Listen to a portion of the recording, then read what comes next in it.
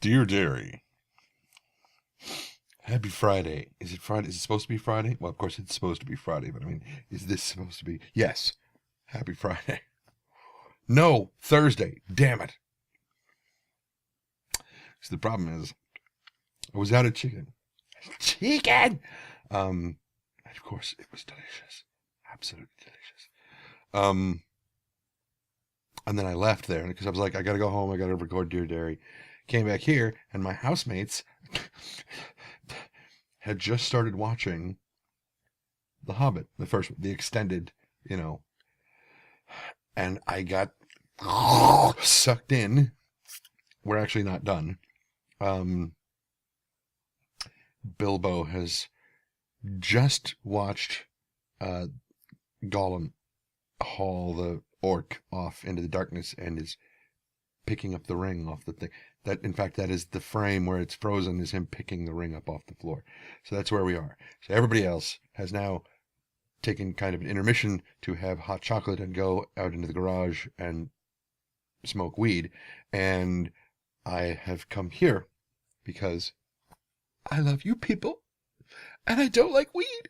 So, well, that's kind of true and it's kind of not. I mean, I don't smoke it, but I love the way it smells, which is a bit of a conundrum because I love the way it smells, but even just a tiny bit of a hit, and it's like taking, as I describe it, it's like taking a marlin spike and heating up until it's white hot, bending several different right angle turns in it, and slowly inserting it into my right eye. Nice big fat migraine starts behind this eye and slowly works its way around my head, all the way around to the other eye, and that's when I know I'm about to just die. Um, anyways, that's why I don't smoke pot, which is always amusing when you're working at a Renaissance festival.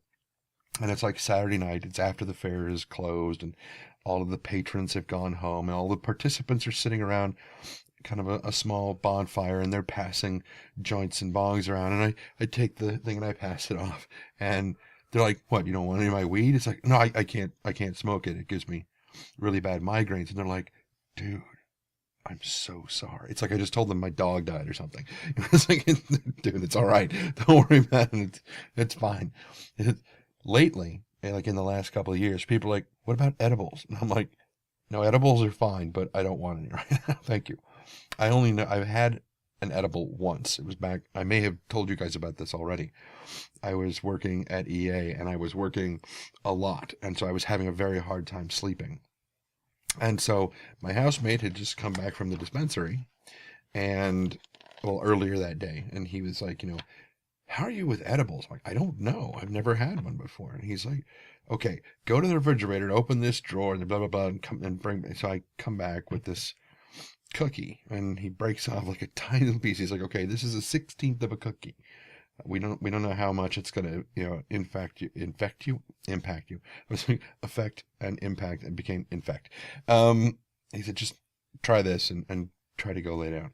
So I ate the 16th of a cookie and I laid down, and his computer was right on the other side of the wall from where my bed was, because our rooms shared a common wall. So my bed was here and his computer desk was right here on the other side of the wall. So I started hearing whatever it was he was watching, which I thought he was watching on TV when I was in there, but I guess he had moved to his computer or something. And then it started, like this whispering started, and then I realized that the whispering was not coming from the other side of the wall. It was coming from this side of the wall, from right next to me in bed.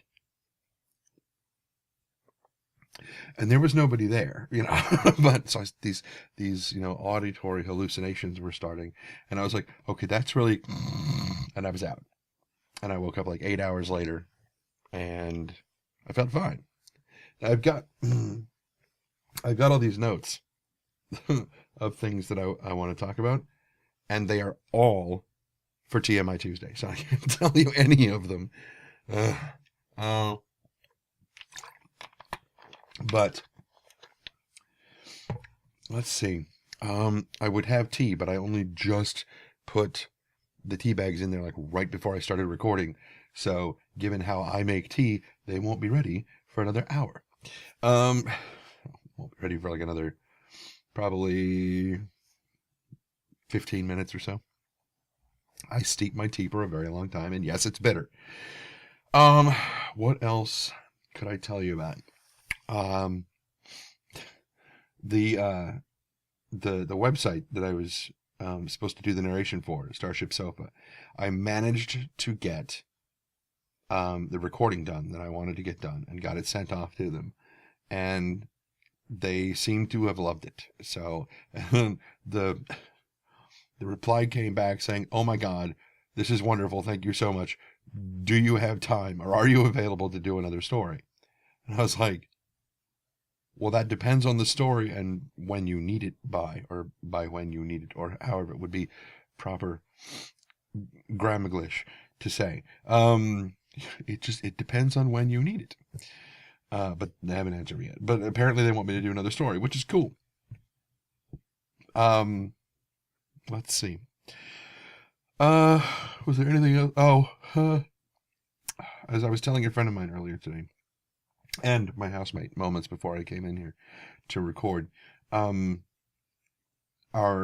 big convention in San Jose in January, over Martin Luther King Day, or Martin Luther King weekend. Looks like I may not actually get to go do that. Got an email from my father saying, would it be possible for you to come and visit? My father never says that kind of thing to me. I mean, he's definitely like, it'd be great if you were to come out to visit. And sometimes he comes out to visit me. He mentions, you should come out and visit sometime. He never says, can you come out in January? Or he had actually asked earlier in December, he was like, do you think you could come and spend Christmas here?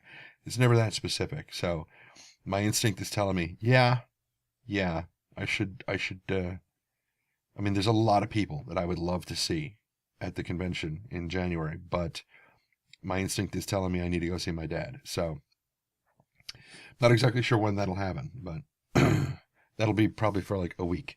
So during whatever week that is, in all probability, there won't be much content from me, but hopefully when I come back, there will be plenty. According to my father, my brother is now down to like 163 pounds, I think it is.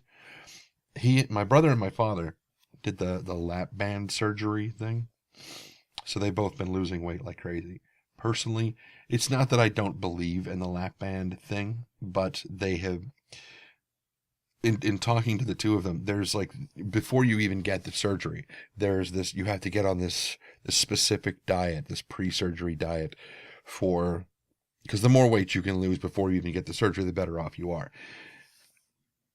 Just looking at the diet that he was describing to me, I was like, okay, screw the lap band. If you stay on this diet, you will lose weight anyway.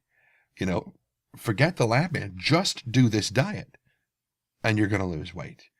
The lap band is now secondary to this.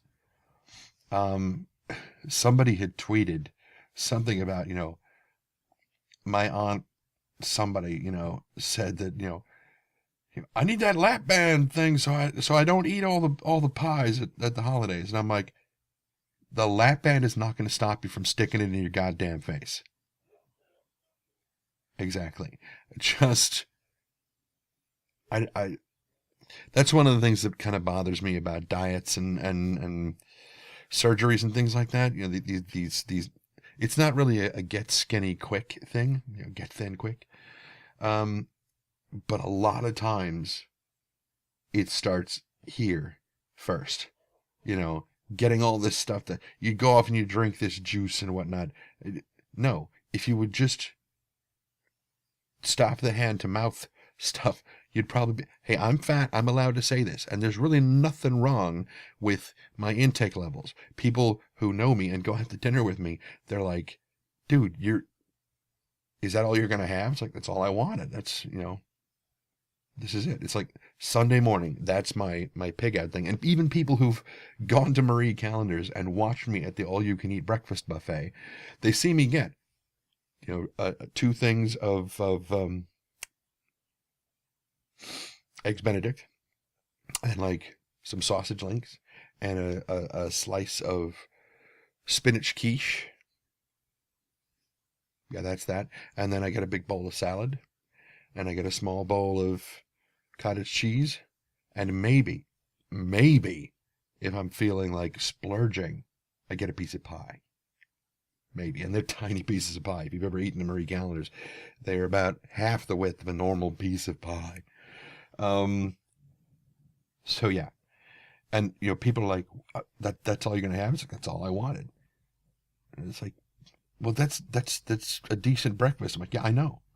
There's nothing wrong with my intake levels. It's my output levels that are a problem. It's like, okay, well, if I just, that's why whenever I go to Marie Callender's, I just walk. It's only like, there and back is like 3/4 of a mile. Big deal. And it's a great way to kind of get your your appetite up and whatnot. I just leave here at 8:45 in the morning. By the time I walk, it takes me 10 minutes to walk there. So I get there and I get to sit on the little bench out front and bask in the sunlight as it comes cresting up over the mountain. Ah. And then they open the door and they're like, good morning. I'm like, hey, good morning. Get up. And I go inside and I open the little chafing dish, and inside are a bunch of not really all that properly cooked yet Marie Callender's eggs Benedict. So I let them sit in the chafing dish for a while I get my quiche and my sausage. Then by the time I go back, the heat in the chafing dish has kind of firmed up the egg whites a little bit more than the state they were in when they were put in there. But anyway, so it's good. That's why I try to get there early, because otherwise, if I get there, like after 9:30, the yolks have started to cook through. They're just not as good. They're still good, but they're just not as good. Now I have yammered on enough about nothing whatsoever. Downright vapid, one would say. And if you're the kind of person who goes onto, Reddit and bitches about a show that has virtually no content whatsoever, and it's 4 or 5 guys sitting around talking about completely theoretical stuff, and for some reason every single week you start complaining about it, and apparently the show just pisses you off to no end. Here's an idea: don't watch the show. So I will let you guys go, and I will talk to you guys tomorrow, which will be Friday, because this is Thursday's thing. And yeah, I'm gonna go finish watching The Hobbit. And until next time I see you guys, be careless.